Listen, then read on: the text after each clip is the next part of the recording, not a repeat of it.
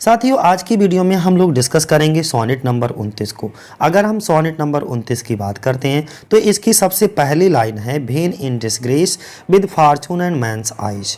किसी भी सोनेट की पहली और लास्ट लाइन हमारे एग्जाम में ज़्यादातर पूछ ली जाती है, इसलिए हमको किसी भी सोनेट की पहली और लास्ट लाइन को अच्छे से ध्यान में रखना है। और ये सोनेट नंबर 29 किसके द्वारा लिखा गया है? विलियम शेक्सपियर के द्वारा।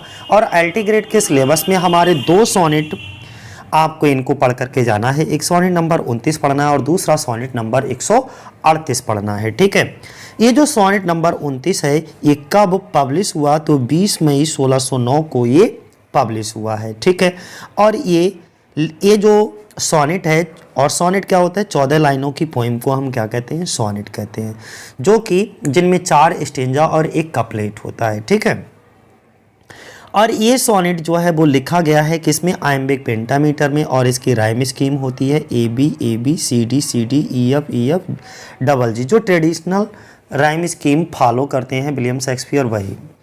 ठीक है, तो इतना क्लियर हो गया। यहाँ तक तो मुझे लगता है कोई कन्फ्यूजन नहीं। चलो अब हम लोग डिस्कस करेंगे सोनेट नंबर 29 को, और सोनेट नंबर 29 की लाइन बाय लाइन हम लोग डिस्कस करेंगे। लेकिन इस सोनेट की लाइन बाय लाइन डिस्कस करने से पहले मैं थोड़ा सा इसके बारे में बता देता हूं कि इस पूरे सोनेट नंबर 29 में विलियम शेक्सपियर किस तरीके का फील कर रहे हैं, उनके अंदर किस तरीके की भावनाएं आ रही हैं। तो यहाँ पर इस सोनेट के माध्यम से विलियम शेक्सपियर अपने इमोशन यानी कि भावनाओं को फील कर रहे हैं, हमारे बीच में रख रहे हैं। वे अपने आप को ऐसा महसूस कर रहे हैं जैसे वह एकदम अकेले हों, उनके पास कोई आना नहीं चाहता। यहाँ तक कि भगवान भी उनकी बात नहीं सुन रहे हैं। वो बहुत परेशान हैं। लेकिन अचानक तभी बोल्टा आता है। बोल्टा कब आता है? नवी लाइन से। तो नवी लाइन से 12वीं लाइन तक आप देखोगे जाकर के तो इनके विचार जो हैं एकदम चेंज हो जाते हैं। अचानक तभी उन्हें एक व्यक्ति की याद आती है, और मुझे लगता है सोनेट को पढ़ने के बाद में वो व्यक्ति जिसकी इनको याद आती है वो इनके एकदम करीब है, बहुत खास है। जैसे ही उन्हें उस व्यक्ति की याद आती है, उनकी जो सारी मायूसी होती है, दुख दर्द होते हैं, वो एकदम खुशी में बदल जाते हैं। ठीक है, तभी वो यहाँ से लिखना शुरू करते हैं। तो चलो हम लोग देखते हैं इसका वर्ड बाय वर्ड, और पहली लाइन ध्यान से समझिएगा। भेन मीन्स जब इन डिसग्रेस। डिसग्रेस का मतलब होता है जब मैं निराशा में होता हूँ। देखिए, हमारा समय कभी भी एक जैसा नहीं रहता है, कभी खुशी कभी गम, ये तो हमारे जीवन का एक हिस्सा है। तभी विलियम शेक्सपियर बैठे हुए हैं और सोच रहे हैं, उनके अंदर भावनाएं, फीलिंग्स क्या क्या आ रही हैं, इन शब्दों के माध्यम से समझिए।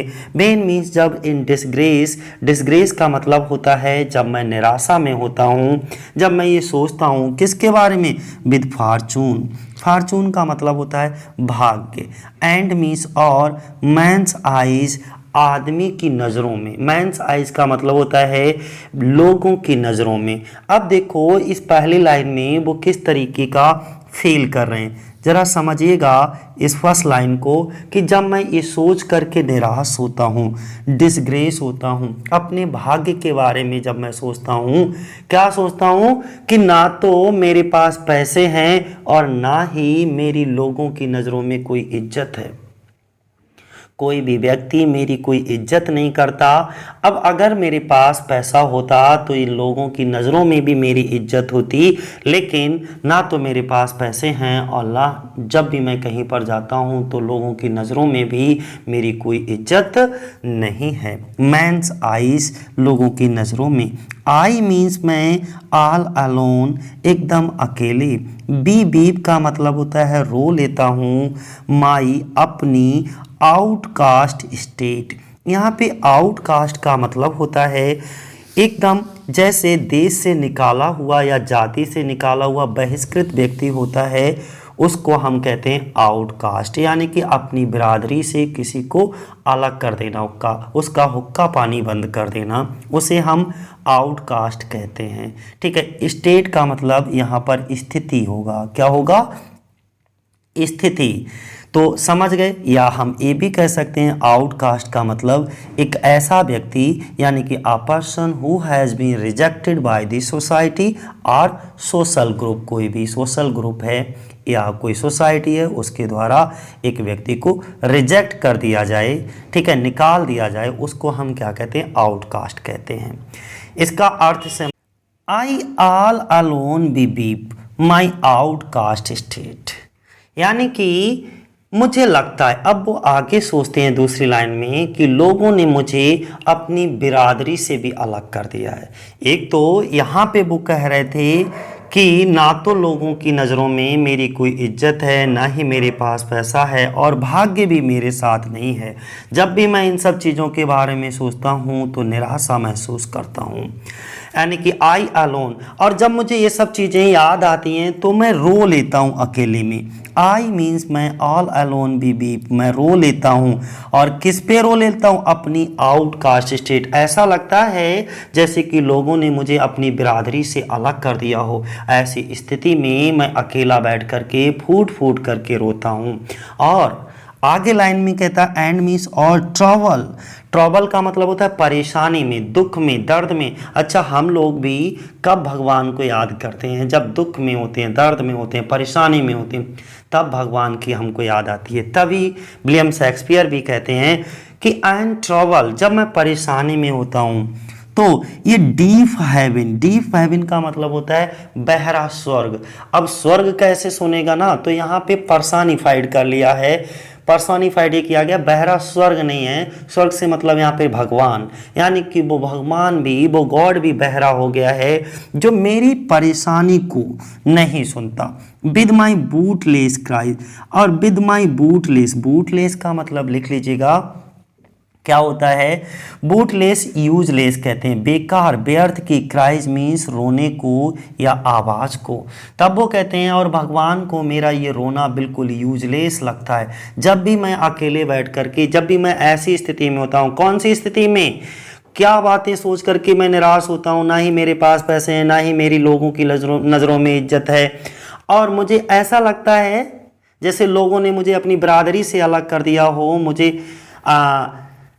किससे बिल्कुल बहिष्कृत कर दिया हो, देश निकाला दे दिया हो, जाति से निकाल दिया गया हो। और जब मैं ऐसी स्थिति में अकेला बैठ करके फूट फूट करके रोता हूँ, और तो भगवान को मेरा ये रोना धोना, जब मैं ये फूट फूट करके रोता हूँ तभी कहते हैं भगवान को मेरा ये रोना धोना बिल्कुल यूजलेस लगता है, बूटलेस लगता है। क्लियर हो गया यहाँ तक, ठीक है। और आखिरी लाइन इस स्टेंजा की, and look upon my self, तब मैं लुक अपॉन देखता हूँ, माई सेल्फ स्वयं को, यानी कि तब मैं स्वयं को देखता हूँ। And curse my faith, curse means अभिशाप देता हूँ, माई फेट अपने भाग्य को। तब वो कहते हैं कि वह मेरी किसी बात को नहीं सुनते। कौन मेरी किसी बात को नहीं सुनता, डीप हेवन, यानी कि भगवान, भगवान भी बहरे हो गए हैं, वो भी मेरी किसी बात को नहीं सुनते। ऐसा लगता है जैसे कि वो बहरे हो गए हों। और मैं फिर खुद को देखता हूँ, लास्ट में लुक अपॉन माई सेल्फ, और फिर मैं खुद को देखता हूँ और अपने भाग्य को कोसता हूँ। क्लियर हो गया। अर्थात एक बार तेजी से मैं रिपीट कर देता हूँ, क्या कहा गया है इसमें, मैं बहुत निराश हूँ क्योंकि मेरे पास धन यानी कि भाग्य नहीं है। मैं बहुत निराश हूँ क्योंकि मेरे पास धन और भाग्य नहीं है, और समाज में भी मुझे जगह नहीं मिलती। अर्थात समाज ने मुझे आउटकास्ट कर दिया है, समाज ने मुझे निकाल दिया है। इसलिए मैं बहुत रोता हूँ, इसलिए मैं बहुत रोता हूँ, परेशान होता हूँ। तो भी यानी कि तो वह कौन, भगवान भी मेरी पुकार को नहीं सुनते। अर्थात ये स्वर्ग भी बहरी हो गई है। ऐसा लगता है कि भगवान भी बहरे हो गए हों, मेरा रोना भी अब बेकार हो गया हो, बूटलेस हो गया हो। ओके, क्योंकि वे मेरे रोने की आवाज़ किसी को भी सुनाई नहीं दे रही, मतलब मेरे रोने पर कोई भी ध्यान नहीं दे रहा। जब मैं खुद के बारे में सोचता हूँ तो अपने भाग्य को कोसता हूँ। जब मैं खुद के बारे में सोचता हूँ, लुक अपॉन माई सेल्फ, अपनी ओर देखता हूँ, तो कर्स माई फेथ, अपने भाग्य को कोसता हूँ। क्लियर हो गया। अगला पैराग्राफ देखो। सेकेंड पैराग्राफ हमारा क्या कहता है, सेकेंड पैराग्राफ में देखिएगा, विशिंग मी फिर मैं अपने आप विशिंग मी, अपने लिए कामना करता हूँ, अपने बारे में सोचता हूँ, खुद के लिए उम्मीद और तमन्ना करता हूँ, लाइक मीन्स की तरह टू वन मोर रिच, कि मैं भी धनी आदमी होता, मैं भी पैसे वाला आदमी होता, और क्या कहा, रिच इन होप, और मेरी सोच भी पॉजिटिव होती। अर्थात वो कहते हैं कि और मैं खुद के लिए उम्मीद और तमन्ना करता हूं कि मैं भी पैसे वाला आदमी होता और मेरी सोच भी कैसी होती, रिच इन होप, यानी कि मेरी जो होप है, आशा है, उम्मीद है, सोच है, वो भी पॉजिटिव होती। फीचर्ड लाइक हिम, फीचर्ड का मतलब होता है यहाँ पे स्किल से लगा सकते हो, ठीक है। फीचर्ड यानी कि शक्ल सूरत वाला, विशेष स्थान प्राप्त हो, एक एडजेक्टिव की तरह काम करता है। लाइक हिम, उसके समान, उसके समान किसके, उस बड़े व्यक्ति, उस पैसे वाले जो धनी व्यक्ति है उसके समान। तो उन्होंने कहा कि और मैं ये भी सोचता हूँ कि मेरी जो बॉडी है, मेरी जो फीचर हैं, मेरे जो अंग हैं, मेरी जो पोजीशन है, विशेष स्थान, शक्लो सूरत, ये सब चीज़ें फीचर में आती हैं। तो ये सब चीज़ें के बारे में जब मैं सोचता हूँ, मेरी बॉडी, मेरा शरीर, मेरी सुंदरता, दोनों ही पैसे वाले आदमियों की तरह होती। लाइक हिम, और अगली बात कहा है लाइक हिम, उसकी तरह, विद फ्रेंड्स, दोस्त भी पजेस्ट हमारे पास होते, यानी कि और उस पैसे, जब मैं पैसे वाला होता, पैसे वालों की तरह शक्ल सूरत, फीचर, योग्यता, सब कुछ पैसे वालों की तरह होता, तो हमारे पास जो दोस्त होते वो भी कैसे होते, पैसे वालों की तरह ही होते। अर्थात मेरी बॉडी और सुंदरता दोनों ही पैसे वाले आदमियों की तरह होते, और मैं भी बड़े बड़े लोगों के साथ होता, बड़े बड़े लोगों के साथ उठता बैठता, ठीक है, सारा कुछ हमारा एक अपर क्लास का होता। डिजायरिंग, इच्छा करना, दिस मैंस आर्ट, देखो यहाँ पर मैंस आर्ट, आर्ट से मतलब यहाँ पर स्किल्स है, ना कि कला, यानी कि उसकी योग्यता से बात करेंगे, स्किल से बात करेंगे।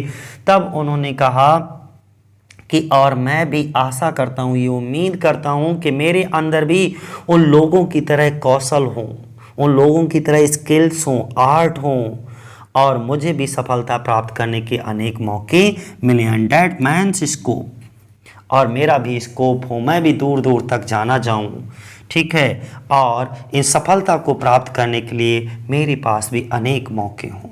जिन चीज़ों को आज मैं पाना चाहता हूं, with what I most enjoy contented least, इसका अर्थ समझिएगा, यानी कि with what I most enjoy, सबसे ज़्यादा आनंदित, सबसे ज़्यादा इंजॉय करना। कंटेंटेड का मतलब होता है जैसे कहीं पर भी कंटेंटेड, संतुष्ट हो जाना, लीस्ट, ठीक है।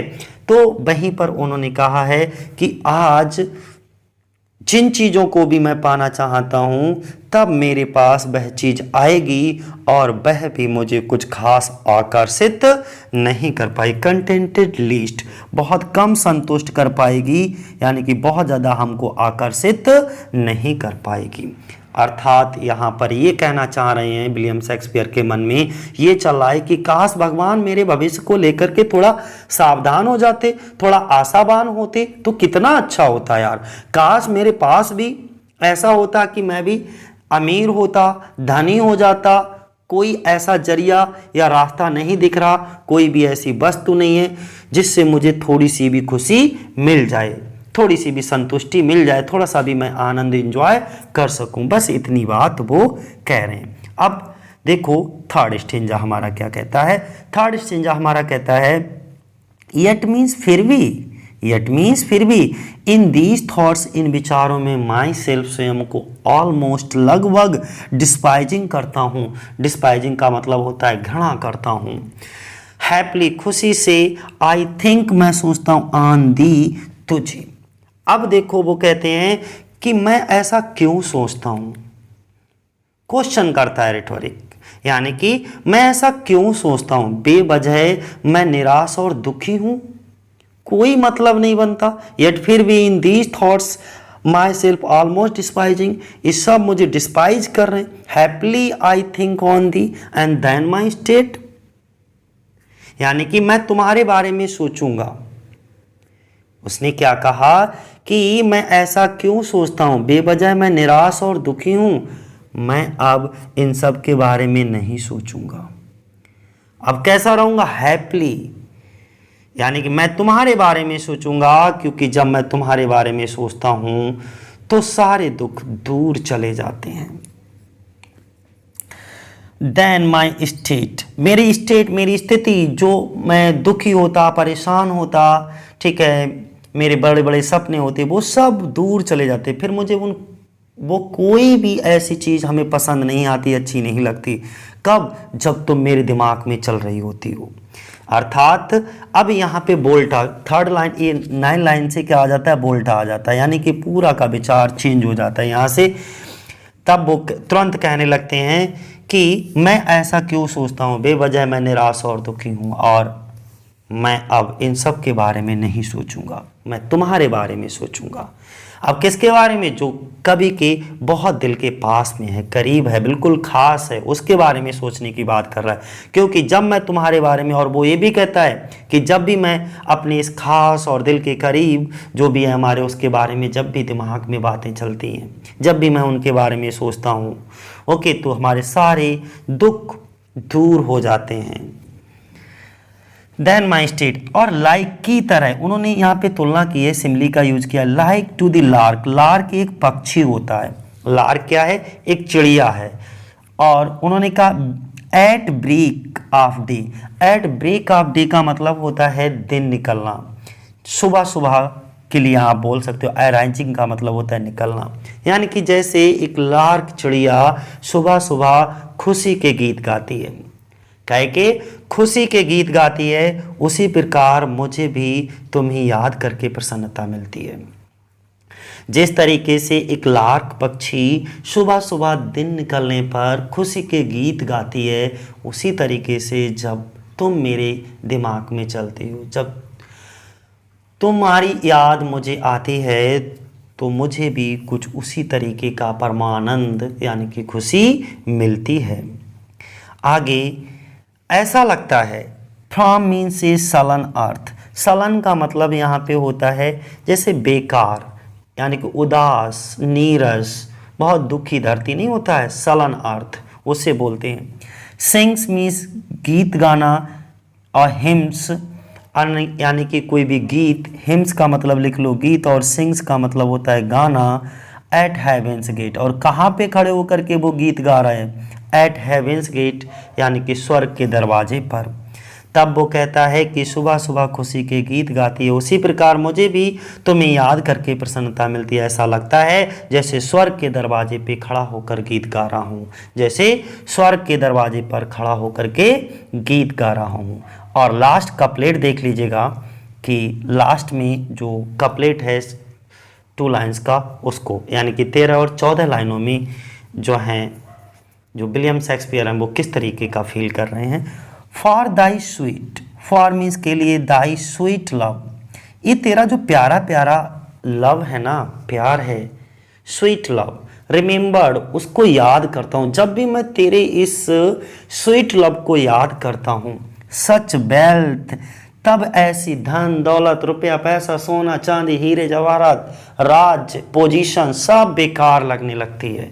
कब? जब तेरा स्वीट लव मुझे याद आता है। अर्थात जब मैं तुम्हारे प्रेम के बारे में सोचता हूँ, तब मुझे सच्ची प्रसन्नता मिलती है। मैं इतना खुश होता हूँ कि कोई राजा मुझसे कहे कि तुम मेरा राजपाट ले लो, तो मैं उससे मना कर दूंगा कि नहीं, मुझे राजपाट नहीं चाहिए, मुझे तो मेरे दोस्त का प्रेम चाहिए, प्यार चाहिए। Such wealth brings that then I scorn, मैं घृणा करूंगा। स्कॉन मीन्स होता है घृणा करना, टू चेंज, बदलना, माई स्टेट, अपनी पोजीशन को, स्थिति को, विद किंग्स, राजाओं से।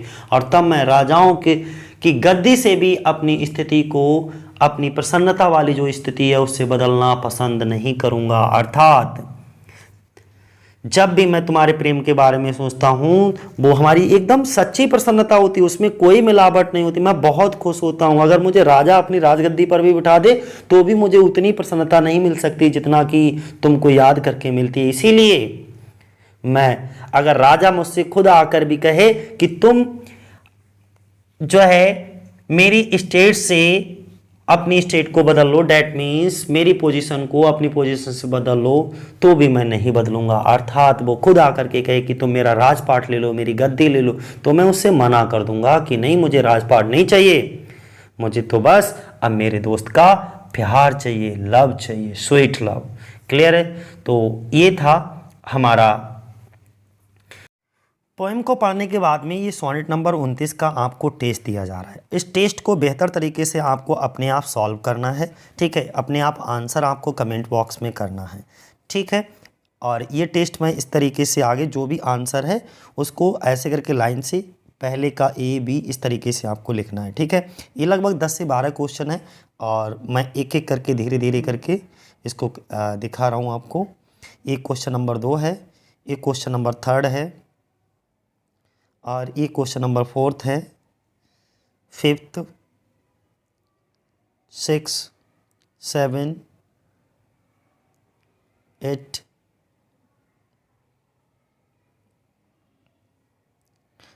9, 10, 11, 12, 13, बस ये लास्ट है। ये 13 क्वेश्चन आपके लिए हैं टेस्ट में, ये आपको कमेंट बॉक्स में करके बताना है। ओके, जय हिंद, जय भारत।